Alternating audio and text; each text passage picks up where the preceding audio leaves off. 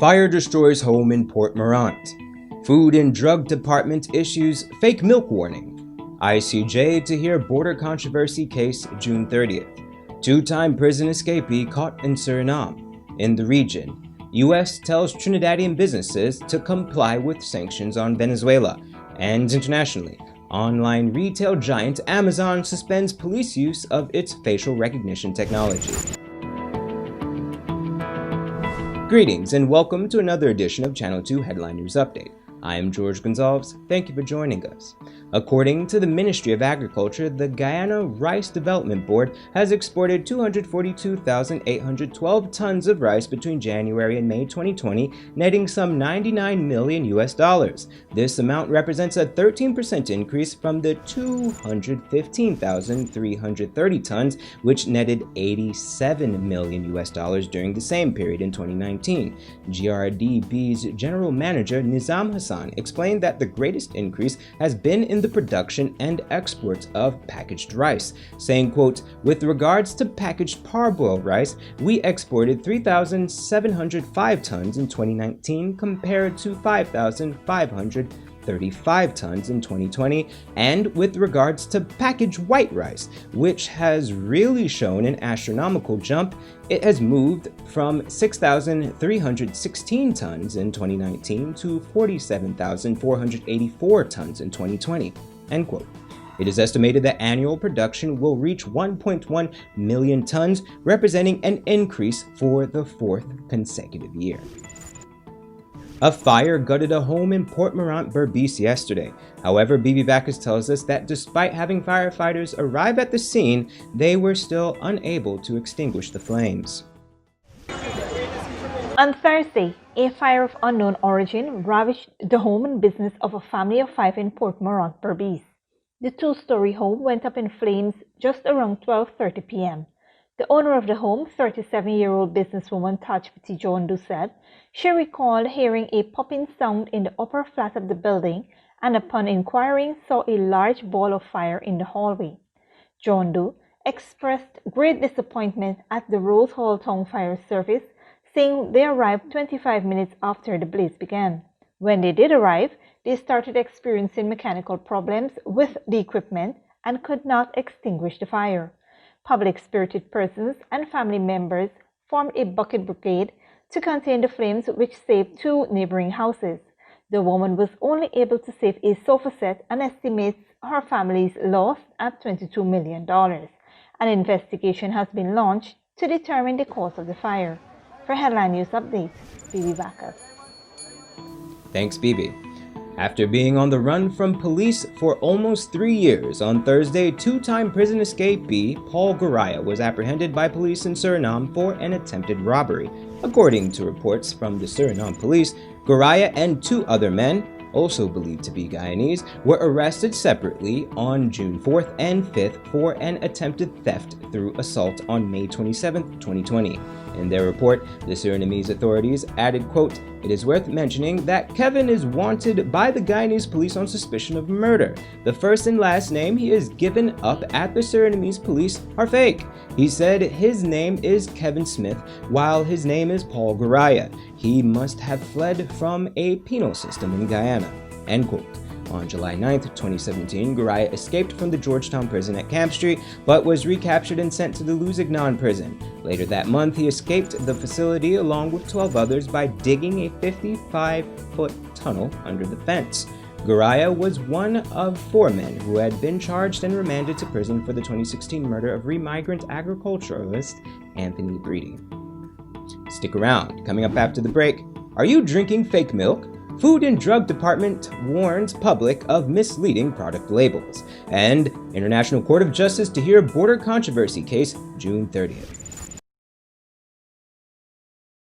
Smart Minds Educational Institute, offering preschool, nursery, and primary levels. Finally, a school that is every parent's dream. Located at 69 Crow Street, offering academic excellence, trained qualified teachers, small class sizes, personalized care, and one-to-one attention for your little ones. At Smart Minds, register for full-time or evening classes, daily practice pass exam papers for proficiency at the grade 2, 4, and 6 assessment, and CXE exam preparedness. Or join our Becaphonics reading and writing program. So if your child is for preschool, nursery, or primary level, come to Smart Mind, located at 69 Cross Street, or call 231-4885 or 600-9229 to enroll now.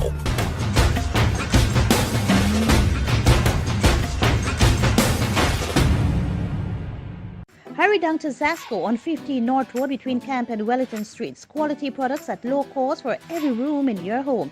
65 and 55 inches high-stand 4K smart TVs. Samsung French door fridges. Black & Decker appliances, queen and king size Canadian-made mattresses. German-made pressure pots in 5 to 9 liters. 12-piece pot sets, knife sets, cutlery sets and pans, commercial fans. Samsung smart stoves. Canadian-made 3-piece recliner sofa sets. Air fryers and Hamilton Beach hot and cold water dispenser. Oh gosh, what's this? Me son can't read or spell. Stop! 0 out of 20. Is what I gonna do here? Hi guys, my name is Ms. Purja Singh and I'm the senior teacher at the Literature After School program. Due to the spread of the coronavirus and the need for social distancing, we have moved our in-class learning activities to online via Skype. On the online side, we will be focusing on spelling, phonics, reading, and the National Grade 6 assessments. For more information, you can inbox us or call us. Contact us on 675-4379.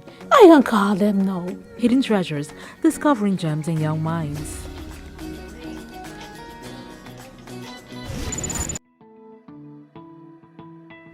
Welcome back. The case of the border controversy between Guyana and Venezuela is scheduled to be heard in the International Court of Justice on June 30th, 2020. On this date, the court will determine if it has jurisdiction to actually hear the case, along with the question of the validity of the 1899 award in its application. Guyana has included claims that Venezuela bears responsibility for the infringement of its territorial sovereignty, its territorial integrity, and the threat or use of force in the area in question.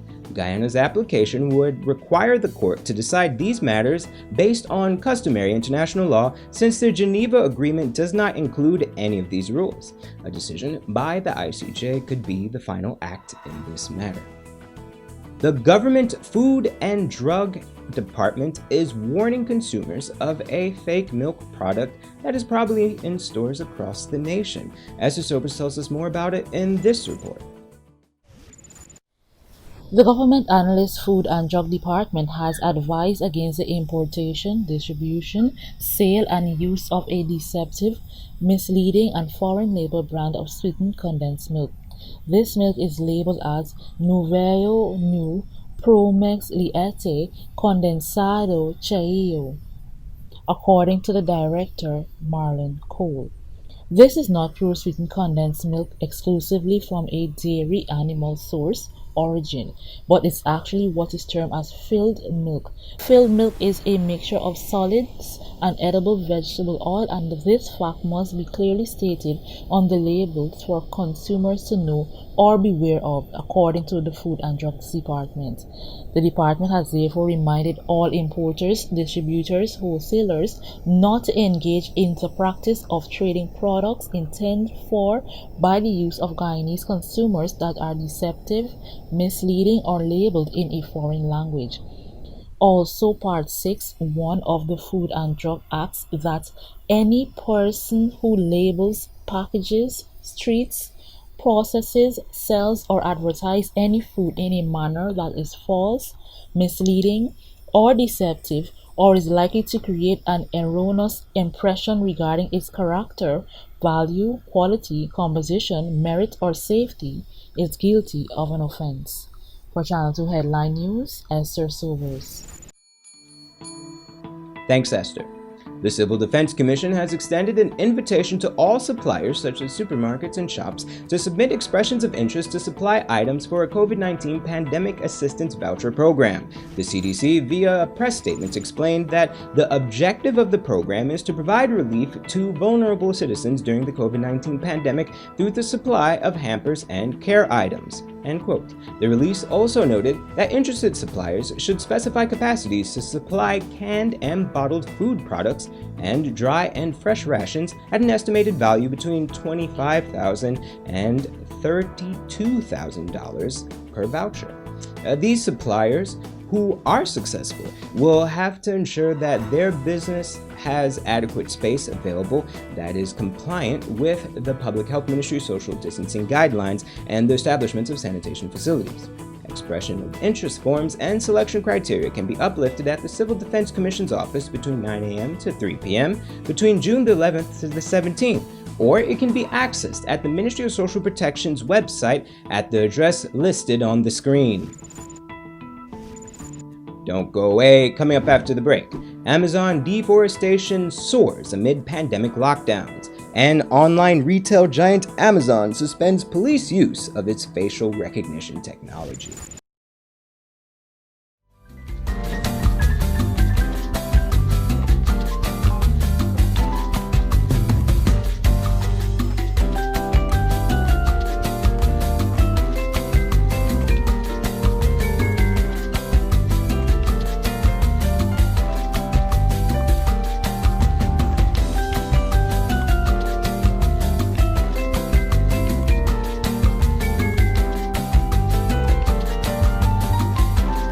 Smart Minds Educational Institute, offering preschool, nursery, and primary levels. Finally, a school that is every parent's dream. Located at 69 Crow Street, offering academic excellence, trained qualified teachers, small class sizes, personalized care, and one-to-one attention for your little ones. At Smart Minds, register for full-time or evening classes, daily practice pass exam papers for proficiency at the grade 2, 4, and 6 assessment, and CXE exam preparedness. Or join our Becca Phonics reading and writing program. So if your child is for preschool, nursery, or primary level, come to Smart Mind, located at 69 Crow Street, or call 231-4885 or 600-9229 to enroll now.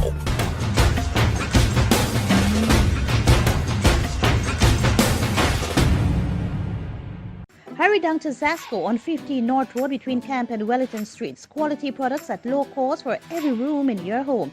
65 and 55 inches high-end 4K smart TVs. Samsung French door fridges.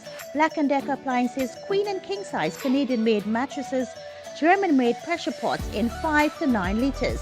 12-piece pot sets, knife sets, cutlery sets and pans, commercial fans.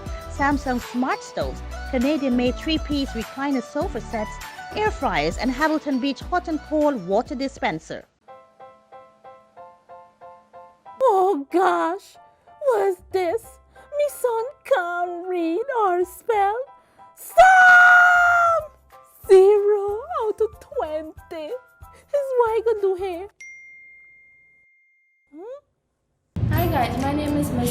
Singh and I'm the senior teacher at the Literature After School program. Due to the spread of the coronavirus and the need for social distancing, we have moved our in-class learning activities to online via Skype. On the online side, we will be focusing on spelling, phonics, reading, and the National Grade 6 assessments. For more information, you can inbox us or call us. Contact us on 675-4379. I can call them now.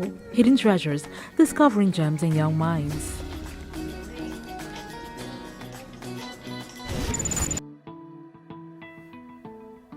Welcome back.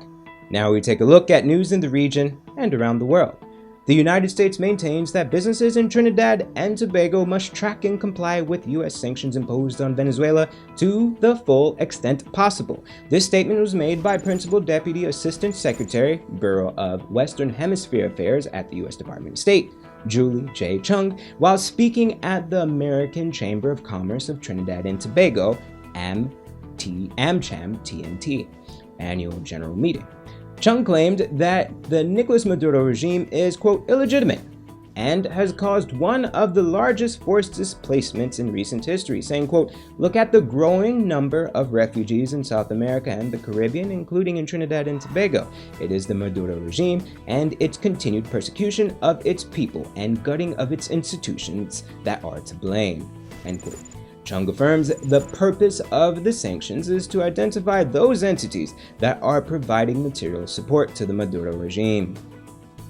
Environmentalists in Brazil are warning that criminals are taking advantage of the coronavirus pandemic to clear large parts of the Amazon rainforest.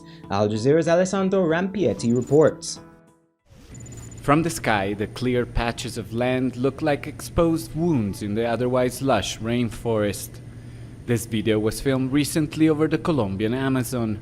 Illegal roads reach ever deeper into the forest, while fires clear the land, making space for cattle raising, agriculture and coca fields. Environmentalists are sounding the alarm. They say drugs mafia, illegal loggers and land hoarders are taking advantage of Colombia's coronavirus lockdown to burn the forest and develop the land unhindered. A new study shows the rate of deforestation in the first 4 months of the year could be higher than that of the whole of 2019. The context of this is land grabbing. There is clearly a relationship between the deforested areas and big capitals interested in taking over these lands, mostly forest reserves, indigenous land, national parks. The pandemic is helping, but also the worsening security in these areas and the immobility of armed forces is to blame. And the situation is even worse across the border in Brazil, where huge fires destroyed large swaths of the jungle last year. Since coming to office, President Jair Bolsonaro has promised to open the Amazon to business, enabling the raising of public land and empowering loggers and land hoarders. In April, Environmental Minister Ricardo Salles shocked many by saying that the pandemic was an opportunity to further reduce deforestation restrictions, while attention was focused elsewhere. While Bolsonaro fired 3 senior officials for carrying out operations against illegal miners. This environmental official was attacked by illegal loggers in Pará state after a truck with timber was stopped. He was heckled and struck in the face with a glass bottle. This is actually the main cancer of deforestation in the Amazon right now, is the feeling of impunity. And we need to change that to be able to demonstrate that the government is aware of the big loss that we are having. Under pressure, the Brazilian government recently dispatched thousands of troops to the Amazon to address the problem, but only for a month. Critics fear it will not be enough to stop vested interests from exploiting a health crisis to destroy one of the most important environments in the world. Alessandro Rampietti, Al Jazeera, Bogotá. And internationally, United States tech giant Amazon says it is temporarily suspending U.S. police from being able to use its controversial facial recognition technology for a year. Al Jazeera's Sarah Kairat reports. Businesses are being called out. Campaigners and protesters are naming and shaming firms supporting the Black Lives Matter movement without making real change to their policies, and the tech industry has been no exception. With mass protests across the United States against racial discrimination and police brutality, civil rights advocates have renewed their warning over potential racial bias in surveillance technology, forcing Amazon to put a temporary 1-year ban on US police from using its controversial facial recognition software called Rekognition. In a statement, it says its decision might give Congress enough time to put in place appropriate rules for the ethical regulation and the use of how the technology is used. Any type of reform Congress could pass in 1 year is not going to change the fact that this technology, in the hands of a criminal justice system that is very flawed, is still going to end up in invasive surveillance and in heightened over-policing of already vulnerable communities. The decision is a U-turn for Amazon. Last year, it defended its product against accusations that its algorithm were inaccurate, with higher error rates of facial identification for darker-skinned and female faces. The system I was using worked well on my lighter-skinned friend's face, but when it came to detecting my face, it didn't do so well, until I put on a white mask. Like other facial recognition products, Amazon's technology can use artificial intelligence to quickly compare a picture from, for example, an officer's phone camera and try to match it with mugshots held on police databases. Artificial intelligence researchers from tech giants and a number of top universities had written an open letter saying Amazon's software had the potential of racial discrimination, mistaken identity, and intrusive surveillance of marginalized groups. But Amazon at the time ignored calls to stop allowing law enforcement from using its technology. Amazon cannot simply escape responsibility. While its stance has changed now, campaigners are calling for a full ban on facial recognition. Already across the United States, there have been a number of cities that have already, large cities that have already done full bans, including San Francisco, full bans of government use of face recognition. And it doesn't seem to be hurting policing in any way.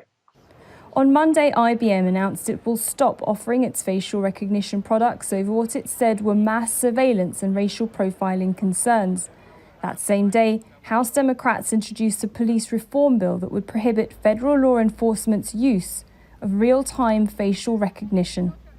Sara Khairat, Al Jazeera. That's all for today's regional and international headlines. Here is your 3-day weather forecast.